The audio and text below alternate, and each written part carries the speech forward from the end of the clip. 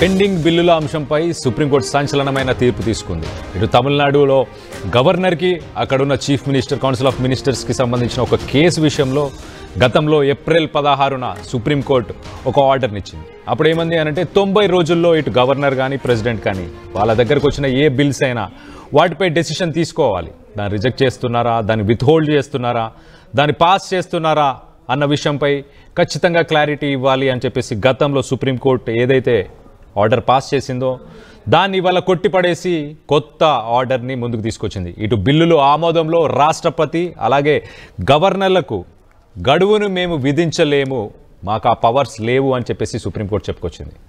So మొత్తం మీద ఇటు supreme court 2 bench judge Tamil Nadu governor కేసులో ఒక 2 బెంచ్ జడ్జ్ ఏదైతుందో ఆ judge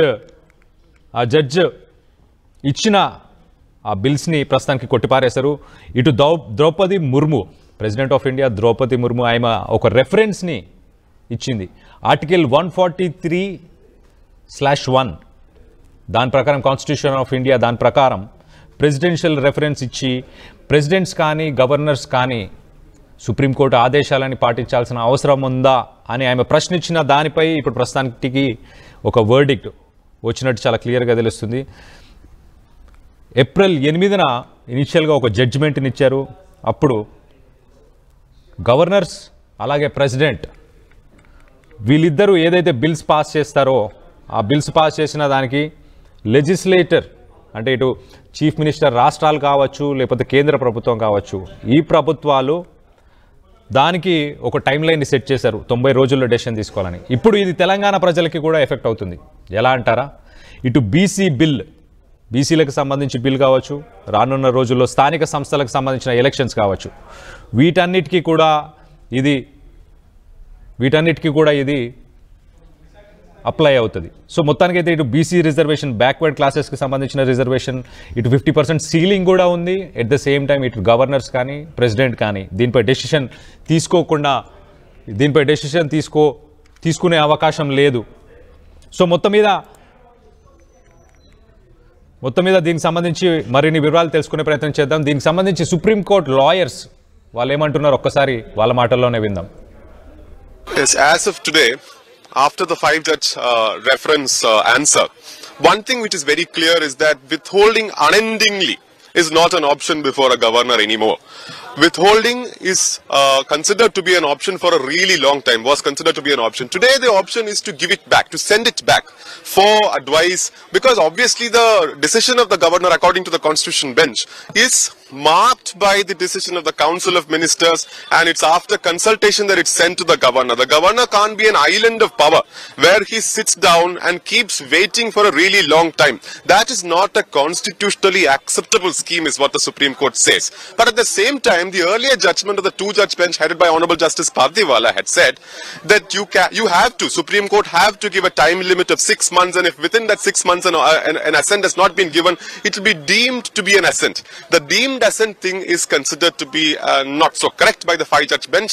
The 6 months period given by the court is also considered not so correct by the Supreme Court. So from today onwards, this 5-judge bench will occupy the field.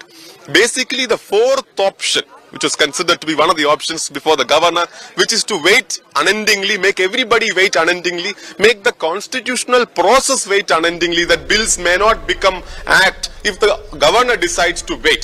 That option is no longer there. That's the takeaway from this judgment according to me.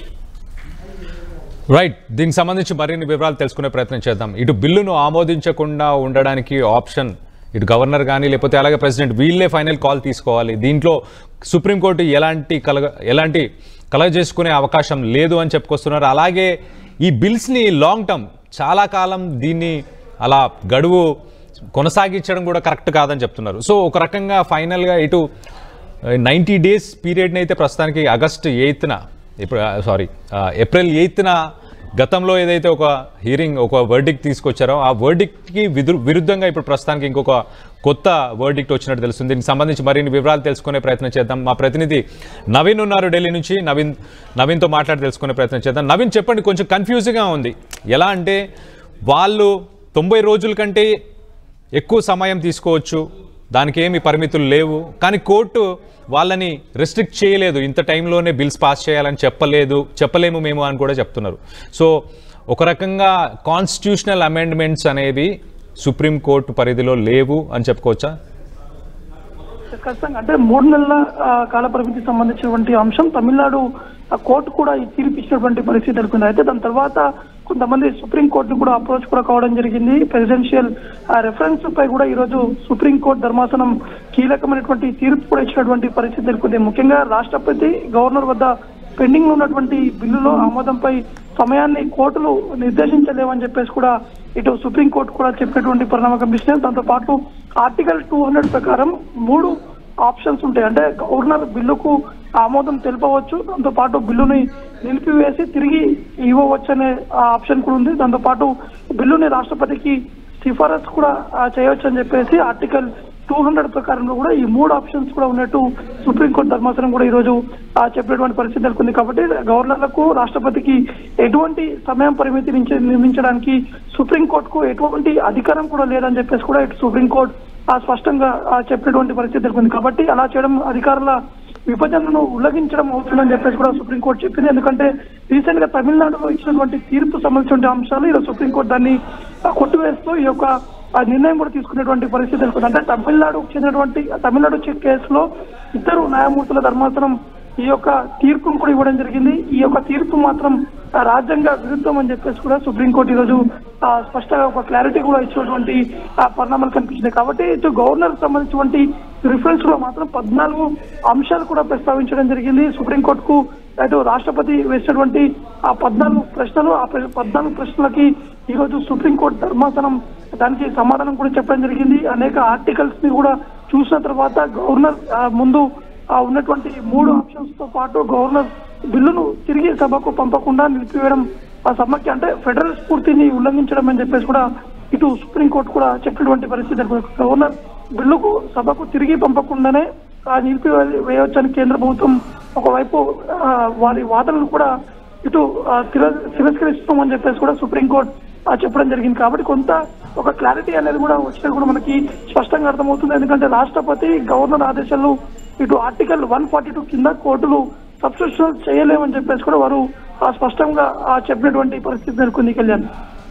Right Naveen, thanks for the latest update. మొత్తం మీద 5 మంది జడ్జిలు ఉన్న bench, ఆ బెంచ్కి సంబంధించి వివరాలు ఒకసారి చెప్పే ప్రయత్నం చేస్తా. Chief justice of India B R Gavai, అలాగే జస్టిసెస్ సూర్యకాంత్, విక్రమ్నాథ్, పిఎస్ నరసింహ, అతుల్ చందూర్కర్, వీళ్ళు 5గురు తీసుకున్నారు ఈ డెసిషన్. అసలు సుప్రీంకోర్టుకి సంబంధించిన వర్డిక్ట్ ఏం చెప్తుందనేది ఒకసారి మీకు చెప్పే ప్రయత్నం చేస్తా.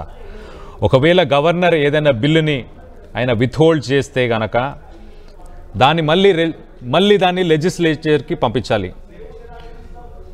నెక్స్ట్ ఇంకొక పాయింట్ ఏంటంటే గవర్నర్ ఆ బిల్లుపై ఎలాంటి రెస్పాన్స్ తీసుకోకుండా ఉండే అవకాశం ఉంది, దానిపై ఆయన వ్యక్తపరచకూడదు. He has the power to have discretion on it. ఇటు కౌన్సిల్ ఆఫ్ మినిస్టర్స్ అడ్వైస్ కానీ వాళ్ళ ఎయిడ్ కానీ డైరెక్ట్గా ఇన్ఫ్లుయెన్స్ ఉండకూడదు గవర్నర్ పైన, వాళ్ళ ప్రెషర్ ఉండకూడదు అని చెప్తున్నారు. తమిళనాడులో జరిగింది అదే. ఇటు కౌన్సిల్ ఆఫ్ మినిస్టర్స్ అలాగే చీఫ్ మినిస్టర్ మేము బిల్లుని మీకు ఇచ్చాము, మీరు దాన్ని పాస్ చేయాలి అని ప్రెషరైజ్ చేశారు. మీరు పాస్ చేయకుండా దాన్ని డిలే చేస్తున్నారు కాబట్టి వాళ్ళు కోర్టుకు వెళ్ళారు. సో మొత్తానికైతే ఇప్పుడు గవర్నర్స్ కావచ్చు, ఇటు ప్రెసిడెంట్ కావచ్చు, వాళ్ళకి ఇమ్యూనిటీ ఉంటుంది ఆర్టికల్ 361 ప్రకారం. సుప్రీంకోర్టుకి కూడా ఆ పవర్ ఉండదు. టైం బౌండ్ లోపలనే బిల్స్ పాస్ చేయాలని చెప్పడానికి ఆర్టికల్ 361 అడ్డుపడుతుంది. సో మొత్తం మీద court cannot prescribe time lines for the governor's decision on bills under article 200 అని కూడా చెప్తుంది. సో మొత్తం మీద president's assent under article 201 cannot be subjected to judicially prescribed time lines. So judicially prescribed time lines అంటే ఇటు ఏ court, ఇటు స్టేట్కి సంబంధించిన కోర్ట్స్ కావచ్చు, అలాగే సుప్రీంకోర్టు, ఇటు హైకోర్ట్స్ కానీ సుప్రీంకోర్ట్స్ కానీ టైం లైన్ని ప్రిస్క్రైబ్ చేయలేవు. కానీ అలానే విత్హోల్డ్ చేయకూడదు లాంగ్ టర్మ్ దాకా, అది మంచిది కాదు అని కోర్టులు చెప్తున్నాయి. కానీ టైం లైన్ అయితే డిసైడ్ చేయలేకపోతున్నాయి. ఎట్ ద సేమ్ టైం ఇటు గవర్నర్స్ అలాగే ఇటు ప్రెసిడెంట్ వీళ్ళ పవర్స్ ఎగ్జిక్యూట్ చేసుకునేదానికి ఇన్ఫ్లుయెన్స్ చేయడానికి అవకాశం లేదు. ఇటు కౌన్సిల్ ఆఫ్ మినిస్టర్స్ అంటే స్టేట్కి సంబంధించిన చీఫ్ మినిస్టర్స్ కానీ, ఇటు కేంద్రానికి సంబంధించిన సెంట్రల్ మినిస్టర్స్ కానీ, వీళ్ళెవరు కూడా దాంట్లో జోక్యం చేసుకోవడానికి, ప్రెషరైజ్ చేయడానికి అవకాశం లేదు. ఇప్పుడు ఇదంతా తెలంగాణకి ఒక రకంగా ఒక ఇబ్బందికరమైన సిచ్యువేషన్ అని చెప్పుకోవచ్చు. ఇటు బీసీలకు సంబంధించిన రిజర్వేషన్కి సంబంధించిన బిల్లు కూడా ప్రస్తుతం ఆమోదం పొందకుండా ఉంది. సో దానికి రాజ్యాంగపరంగా కొన్ని హద్దులు ఉన్నాయి, హర్డిల్స్ ఉన్నాయి. ఎట్ ద సేమ్ టైం ఇటు రిజర్వేషన్కి సంబంధించిన సీలింగ్ కూడా 50% ఉండడం కూడా ఒక హర్డిల్ అని చెప్పుకోవచ్చు. సో ఓవరాల్గా ఇటు సుప్రీంకోర్టు డెసిషన్ దానిపై మరి తెలంగాణ ప్రభుత్వం కానీ ఇక్కడున్న రాజకీయ పార్టీలు కానీ ఎలా స్పందిస్తాయి, ఇటు బీసీ రిజర్వేషన్కి సంబంధించిన బిల్లుని మరి ఆమోదం దానికి పొందడానికి ఏం చేయబోతున్నారు అనేది వేచి చూడాలి.